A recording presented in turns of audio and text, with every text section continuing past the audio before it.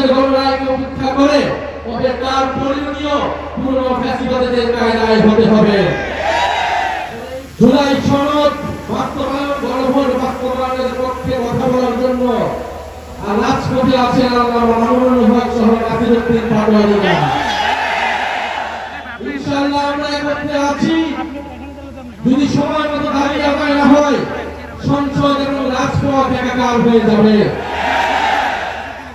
গণভোটের গণরায় বাস্তবায়ন করতে হবে।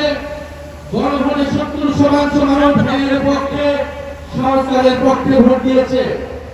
আমরা এখনো একটু কথা অল্প করে বলছি, কারণ দেশে অনেক সংকট, দেশের মানুষ ভালো নেই, দেশে জ্বালানি সংকট, দেশের মানুষ চিকিৎসা পাচ্ছে না, হামের চিকিৎসা পাচ্ছে না, দ্রব্যমূল্যের ঊর্ধ্বগতি, তেলের দাম বৃদ্ধি হয়েছে। বিরোধী দল থেকে দায়িত্বশীল বক্তব্য দেওয়া হয়েছে, সরকারকে সহযোগিতা করতে চেয়েছি। পাঞ্জাবের জগতে একটি বিশ্বস্ত নাম শাবাব এথনিক ওয়্যার। এই ধরনের অস্থিতিশীলতার সুযোগ নিয়ে রাজনীতি করতে চায়নি, কিন্তু সরকার বারবার কথার বরখেলাপ করছে।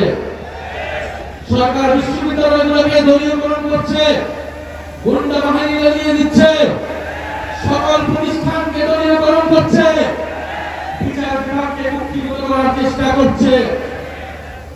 বাংলাদেশের জনগণ, বাংলাদেশের ধর্মপ্রাণ দেশপ্রেমিক মানুষ এই নতুন করে জেগে ওঠা ষড়যন্ত্র, পুরনো বন্দোবস্ত, পুরনো সংস্কৃতিকে যারা টিকিয়ে রাখতে চায় তাদেরকে কোনোভাবে প্রশ্রয় দেবে না।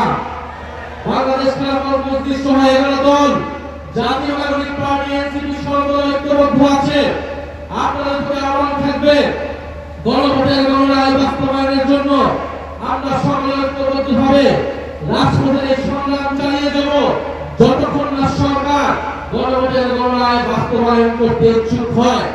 আর সরকার যদি গায়ের জোরে, দুই দিনের জোরে গণভোটের গণরায়কে উপেক্ষা করে, তবে তার পরিণতিও পুরনো ফ্যাসিবাদীদের কায়দায় হতে হবে।